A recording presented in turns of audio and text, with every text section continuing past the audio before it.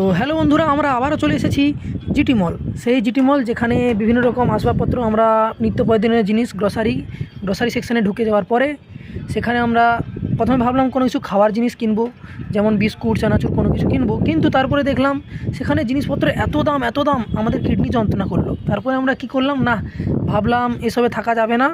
তখন ইতিমধ্যে আমরা ভাবলাম একটু জামা কাপড়ের দিকে যাই, দেখে আসি। তারপরে জামা কাপড়ের দাম থেকে এখান থেকে না ভালো লাগলো, না দরকার নেই, ছাড়ো। এবার বাইরে চলে গেলাম কিছু পেট পূজা করার জন্য। চলো দেখা যাক বাইরে কী খেতে পারি। তারপরে আমরা দেখতে পেলাম ব্যাঙ্গালোরের খুব কম দামের মধ্যে একদম একটা সুন্দর খাওয়ার জিনিস, যেটা হলো কচুরি। সেই কচুরিটা আমরা এক্ষুনি খেতে যাব। আর সেখানে আরও কিছু আছে, যেমন জিলেপি, সিঙ্গাড়া।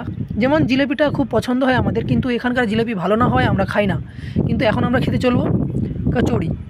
এবং আমরা তখনই দেখতে পাচ্ছি এর প্রসেসটা হচ্ছে কিছু চাটনি, তারপরে কিছু মশলাপাতি, তারপরে ওই পেঁয়াজ ছলা এইসব কিছু, তার উপরে দই থাকবে, আর অল্প করে তার উপরে ঝুরি ভাজা দিয়ে দেবে। ব্যাস হয়ে গেল গরিবের একটা মানে অল্পের মধ্যে খেয়ে নেবে, পেট ভরে যাবে এমন ব্যাপার। ঠিক আছে, মানে পেট না ভরুক কিন্তু মন ভরে যাবে এরকম ব্যাপার। তো এটা আমরা সবেমাত্র নিলাম, নেওয়ার পরে এবার খেয়ে আমরা একটা টেস্ট করে দেখব।